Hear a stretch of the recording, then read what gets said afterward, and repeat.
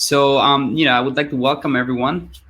This is a panel on the technologization of VC, which is a very hot topic nowadays.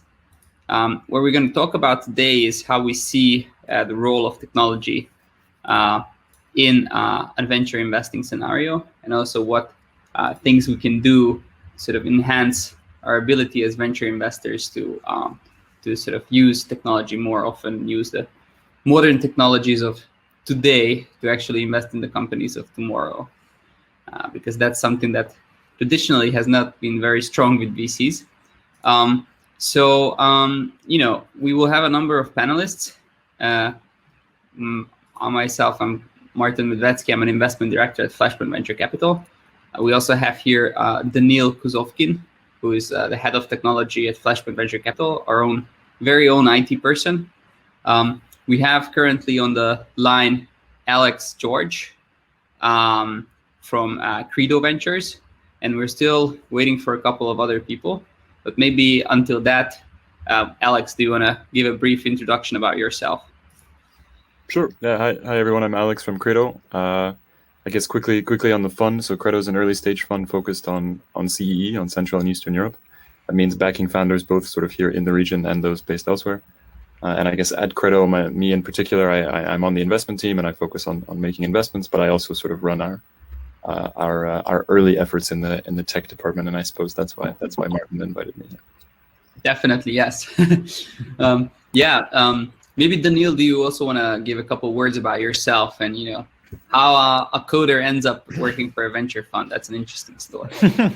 Well, the story is that I was mostly in fintech before joining Flashpoint. I was working at FactSet as a product specialist, and basically working with data research is what I do. And at a venture fund, we will discuss it in detail a little later. I manage all the IT products and introduction of new technologies that can help us perform better. Yeah, sounds very good. I'm not sure what's happening with our panelists. They're supposedly coming soon. We're, I think, waiting for like 1, 2, 3 more people. But I guess they will sort of arrive as we go along. So let's maybe kick off with the first question.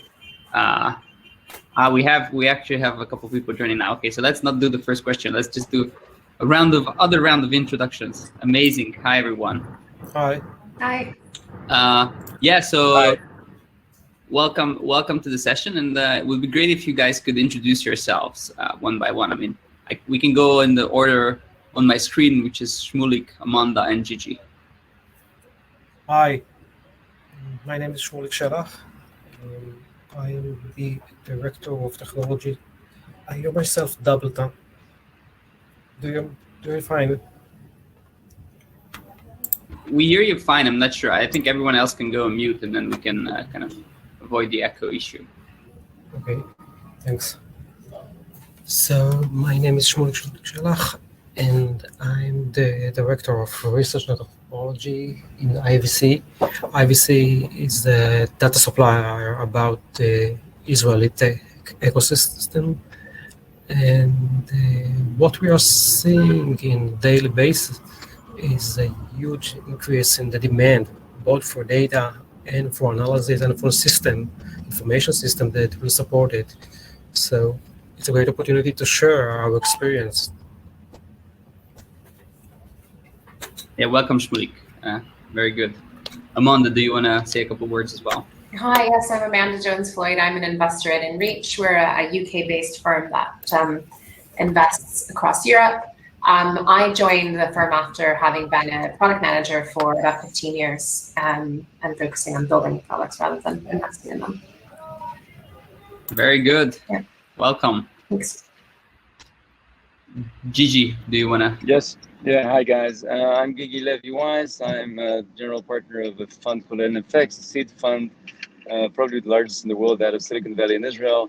We're pretty unique because we also have a team of close to 20 product and software people inside the organization. So basically, as operator, we built between us, the founders of the fund, we built 10 companies. And so between us, we're basically product people. And so when we started the VC, the concept of using technology to disrupt the world of VC was a core concept for us. So I'm very happy to be talking about that. Thank you very much. We're very happy that you're here. Yeah, so my saying is always that, we as VCs, we're trying to invest basically in the technology of the future while using technology of the 90s, right? Like Excel sheets, emails, and all that. So I think this is what we're like all doing, is trying to change that. And I think we managed to put together a very good panel on that. So Daniil, do you want to throw in the first question? So that we can... Yeah, sure. So as Márton already mentioned, it's broadly known that financial markets and VC including are based on spreadsheets. Like everything happens in Excel or Google Sheets. But the software market generates new products yearly. And let's hear your opinion on if the market for VC specialized software solutions evolved in the past years. Do you see a benefit in onboarding those tools, and are they more useful than generic tools for other types of business? Yes, I guess the question is like, is any of you guys using anything on the market, or are you mostly using solutions that you developed in-house? Yeah. So I could start with that. When we started the fund, we looked at everything that's off the shelf. Namely, the main thing in Silicon Valley that is being used is Affinity. We've basically tested this back and forth, and we ended up deciding that that's not going to give us what we need, simply because of our need for speed and our need to be able to change the products quickly. We think that the product basically defines a workflow and defines the way we interact with the founders. We want this to be the best in class, and we also want to be able to change that quickly. And I can give you later some examples. And so given that's the case, we ended up deciding to develop something of our own. And so everything that we do in our fund is basically custom-made software that we've created. Yeah, maybe on our side, we actually use Affinity. I think a lot of VCs use it as well. And on our side, I think the logic was Affinity itself kind of provides a lot of the CRM functionality we like. And the API means that we can build whatever other products, custom products we want to sort of interact with the CRM in any way.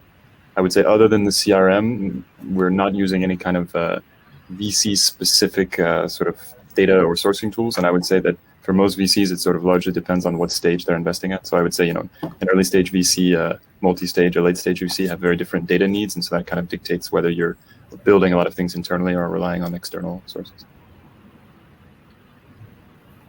So much like Gigi, at Inreach, we have a fully custom-built solution that we use to manage workflow, identify companies, and do all of our engagement. So we don't use anything off the shelf, any VC-specific tools off the shelf, I should say. Yeah, I think that because all of these tools, as Gigi mentioned, most of them actually just came about very recently. So, when we actually started all of this effort, we actually did the same. So we looked around, we don't have a 20% team, it's a 20-person team. We only have a couple people working on our products, but we sort of did the same and kind of realized that most of the solutions that you can get, they rely exactly on the same sources that you can kind of get yourself. The question is how you extract the data and how you then kind of manage that data on your side. So, what kind of database, CRM, or what have you are you using to sort of build up your own system? And also the question is, and I think my opinion is most of these tools don't work very well. So I'm kind of seconding Gigi, simply because every VC has a very different need in terms of what they're looking for, right? So you really need a very custom solution in order for that to function well. But yeah, I mean, I think it's interesting to see that this market is evolving, and I'm curious to see whether there are actually a couple of solutions on the market right now that offer this alternative data, and I think that we'll see this evolving in the coming years, where funds that don't actually have the resources or the knowledge to develop their own technology will rely on all of these third-party providers, which kind of offers an opportunity for funds that do have their own resources to build something different or just differentiate themselves somehow. Yeah, I think, can I say something? I think that Sure. at the end of the day, there's basically, we see today kind of 4 different uses of technology. The first thing is the internal workflow of the fund. So CRM, reporting to your LPs, the way the partners work with each other, the way you share deals, the way you share deals with external parties and so on. That's one thing.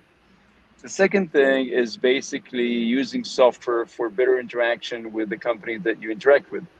So do you automate the way that you communicate with the founders?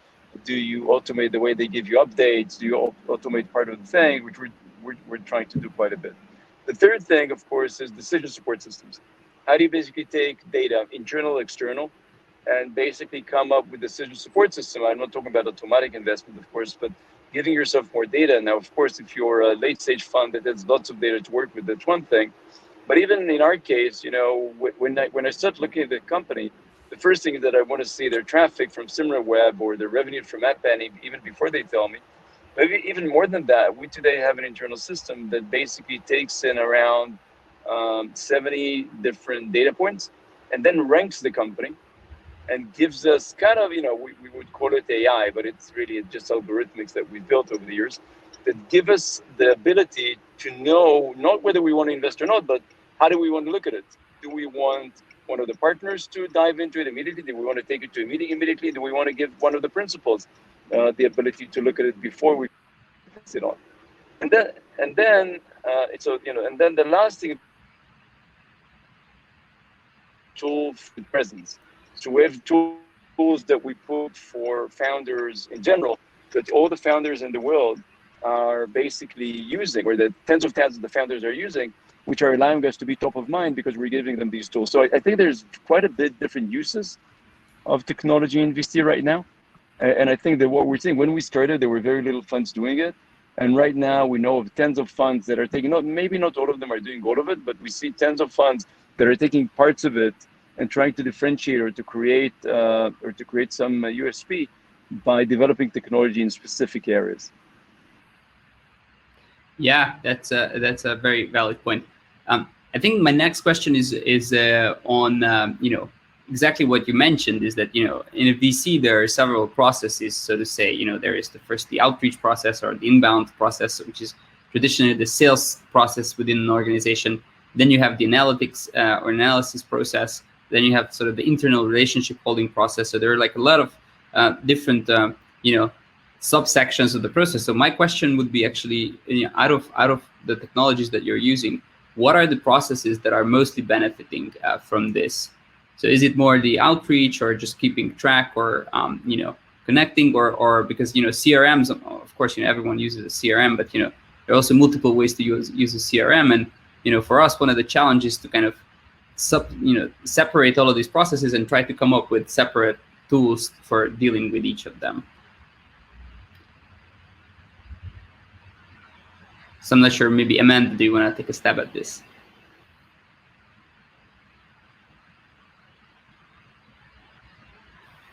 I'm sorry, my internet connection cut out and I didn't get your whole question. I'm really sorry. No, it was just okay. I was just asking about the different processes that are within a VC firm, and my question was, out of the technologies that you're deploying, which ones are the technologies focusing on? So is it more the outreach process? Is it the internal stakeholder management process, or is it more, which part? Yeah. Okay. Thanks for clarifying. So we're building technology into several areas of workflow and into the process. I think the ones that are the most robust and what we rely on the most are the beginning of the process, which is identifying companies, helping us manage our inbound and our outreach, right? So it's about workflow, ensuring that we're providing like speedy and high quality responses, that things don't get dropped. Those sorts of things are the most robust, I think, tools, and probably the ones that most VCs are using on a daily basis. The bits of technology which are, we think, more exciting but not yet fully developed yet are about understanding what's happening inside a company, monitoring trends, and doing more of the ranking and the prioritization for us about how we think about companies that are in our pipeline. Yeah, go ahead, Gigi. You wanted to.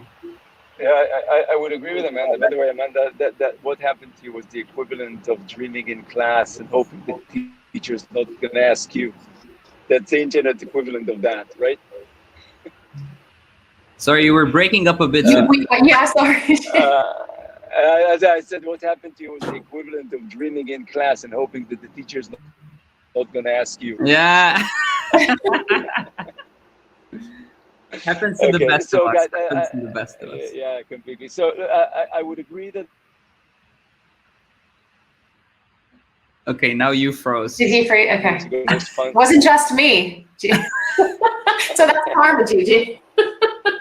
Can you guys hear me now? No, we can hear you now. You just froze for a second. Yeah, I'm sorry about that. So I'd say that I'd agree with Amanda that workflow is the main thing.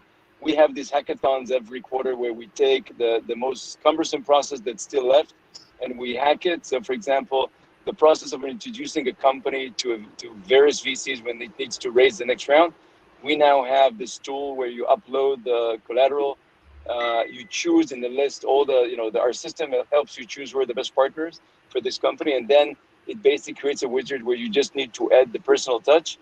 And then it just sends out the emails and tracks them with the personal touch and the collateral and everything. Oh, wow. And so, that kind of saves me right now probably 2-3 hours a week, literally. And that was the last hackathon from last quarter. So that's the benefit of having your own people. And I think that really workflow is the main thing. The two areas that work best for us on top of it, the first one is in the ranking of the companies coming in. So we have literally more tens of thousands of companies that we end up getting, many of them irrelevant. And our algorithm right now helps us prioritize really, really well with almost no mistakes.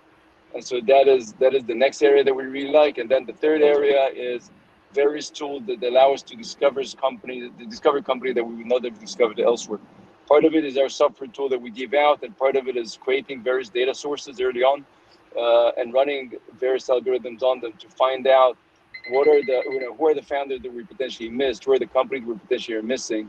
And we've already invested in a few companies that came out from these kind of scraping and analytics effort on top of them. So these are the three areas that work best for us. Very interesting. I wanted to ask Shmulik to give us sort of the angle on his side, since you're like a little bit different from the rest of the panel. I just wanted to ask, what's your view on that? Yeah, hi everyone. Thanks. Yeah, we are the only suppliers there, I think. So yes, the VCs, Amanda, Gigi, and Alex are more about the kind of clients or potential clients of what we are doing. But what is very important for us is that what we see going on in the last 2 years, personally, I arrived from quantitative analysis, from a quantitative analysis in the public market. And when I arrived to the more private market or startups, the understanding of suddenly say, okay, give me the data and I will make some sort of neural net architecture and we will have some sort of prediction. And suddenly you realize this is impossible here. We have too many moving parts. We have too many uncertainties. We have a big question about the data themselves. Does the data really what we think they are? And everything is need to be changed. So yes, what we see in the last 2 years, there is a huge increase in the demand, but not just the demand for data, but also the use cases. What Gigi said before about the ranking is something that we see all aboard, that people just taking the data and ready them for some sort of analysis, and it doesn't matter the algorithm itself. And by the way, it will be interesting to hear your opinion about what kind of algorithm you're using. Is it really some sort of AI or something a bit more simple?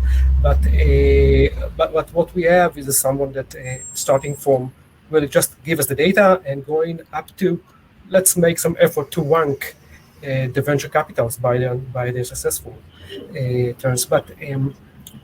But we see a huge increase in this, and what is more interesting and answer for the previous discussion here is that today, when someone from the VC industry that are coming to talk with us, they are never coming as they are just a partners or just a financial side, but more they're coming with IT manager, data scientist sometimes, software development, all the bunch coming, all of them, and we are having discussion about the models and not just how to make the data. So you realize that they already have some sort of information system, like Alex and Amanda Gigi said before, behind the scene.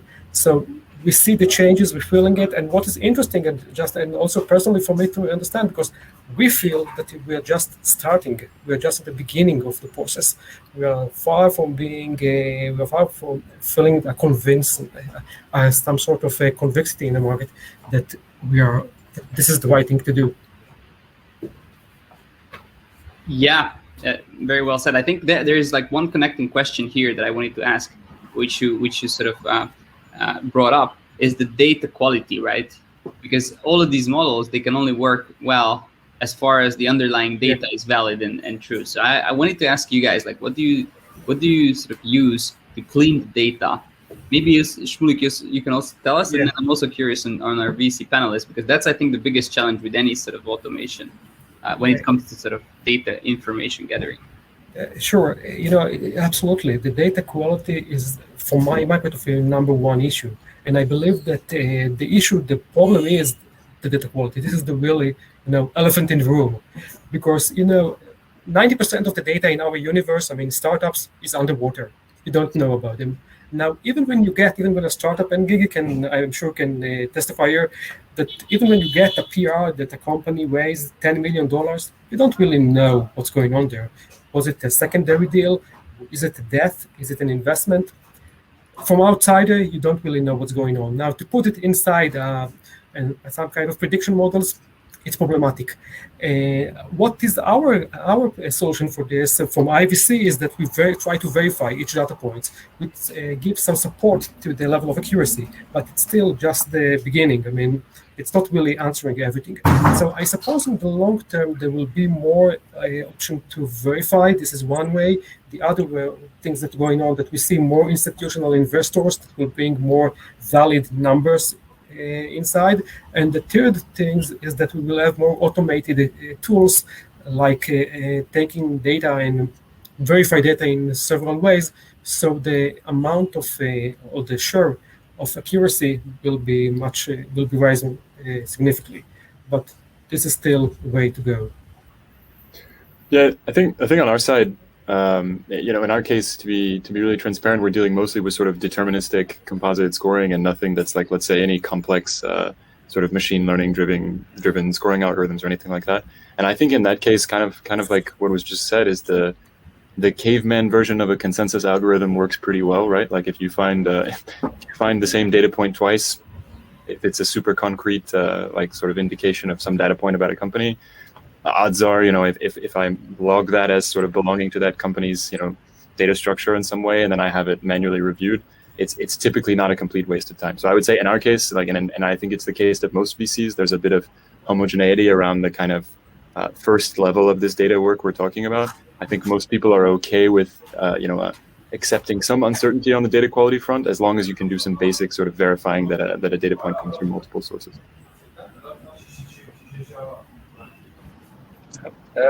I can add that on our side, clearly as a seed fund, a lot of the times the data is not really like the numeric data, like connecting to the Stripe account and taking the data. And we are taking a lot of external data on the founders and what they've done before, on everything from schools to past companies to a bunch of other things, and also the way they interact with us. All of this goes into the algorithm, which is a learning algorithm, an improving algorithm. At the beginning, it wasn't really good. It's now getting to be much better, but we constantly review it to make it better. I think that the interesting thing is how do you take unstructured data, especially in seed, and turn it into structured data, because that's the reality. They dump an email with a deck on you, and it needs to be transformed into structures. What we're doing in that is that part of it we managed to automate, part of it we've managed to create, to use mechanical Turk for automation, and then we're doing a bunch of things around part of our efforts that are basically getting founders to give us structured data. So we would have various processes or various systems that would basically guide the founders to create something. So, like for example, our system that is called the Brief Link, which today with tens of thousands of founders are using for basically for sending instead of doc send. That system gets structured data out of the founders that then makes it a lot easier for our systems to run algorithms on. So the combination of mechanical Turk, automation, and getting structured data out of founders is how we do that. Great. So I wanted to add up on the fact that we all see that the data amount and the quality of the data grows year by year. And obviously everyone is using some kind of a scoring system one way or another. Do you see those scoring systems improving so much over time that we will be losing the human touch or the necessity of analysts actually reviewing most of the companies, and only just a few will pass that analytical filter? Maybe. Or in other words, do you feel that actually? We did put ourselves out of Yes, work. exactly. So AI will replace investment analysts. I think at the seed stage, I have a hard time seeing that because, I think as Gigi was alluding to, a lot of the data we're looking at is about the people. We're trying to make a guess about the quality of the people who are the founders. And in many cases at the early stage, we don't have a lot of other data to really look at about the company. I think it might be quite different at a later stage, right? If you're looking at Series B, C, and beyond, there's a lot more and different types of data that you could look at to try to improve the quality of a guess in terms of investment. But I have some confidence that we'll still be doing a lot of this work manually and face-to-face, at least at the early stages, for a little while.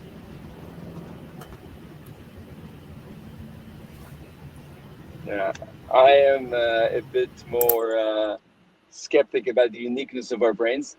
I think that while I don't think that we're ever going to see, other than maybe YC-like organizations in the future that are going to invest in 2,000 companies a year, and where I think it could be completely programmatic, then I don't think that we're going to see no human in the loop at all.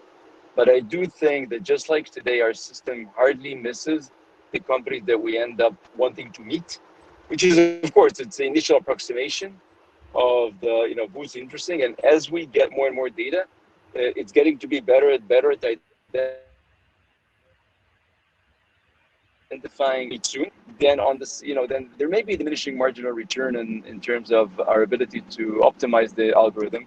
But I think that overall, we will get to a point where a lot of the initial work could be done automatically. Not to mention the fact that we're not that far from being able to actually do the first interview using machines, and then extract a lot of the softer thing that we want to extract when we talk to people.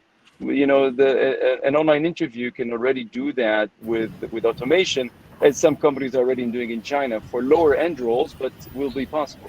And so I think that we will definitely, hopefully, I mean that's my dream, we will definitely only be having great meetings rather than lots of average meetings as we're having today as well.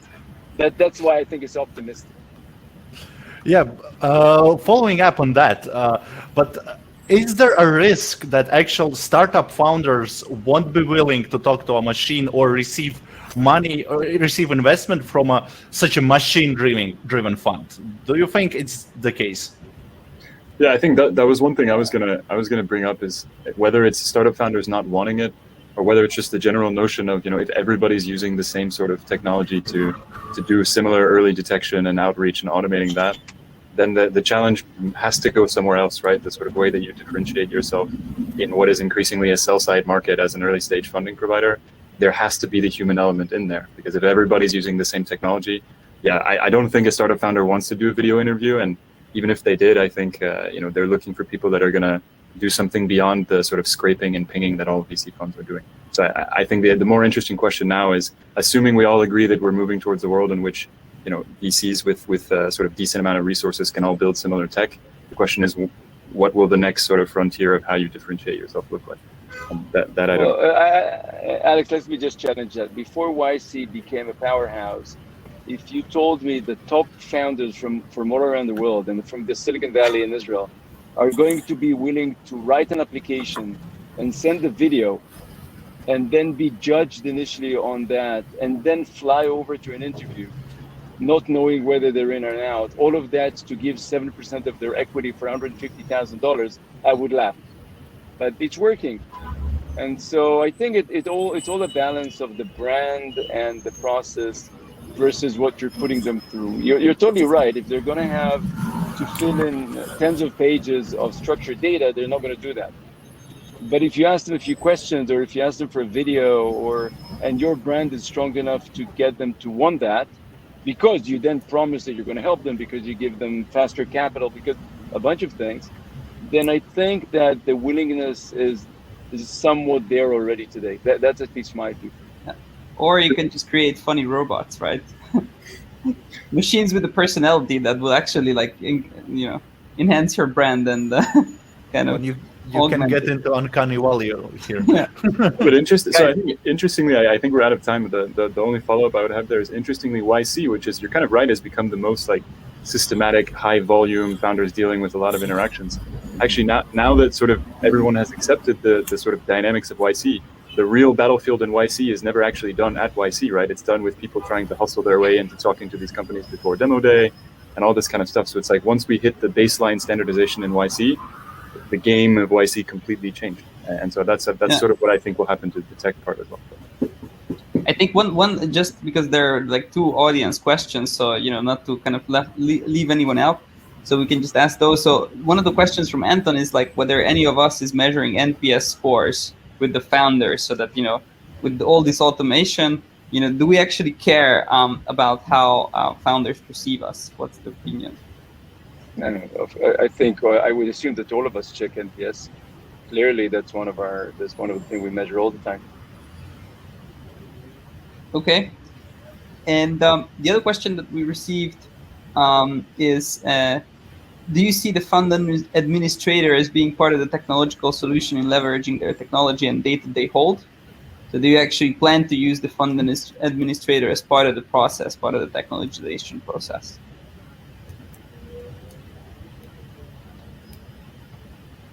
I don't know who's the fund administrator, so. Well, the people that actually, depends how your fund is structured.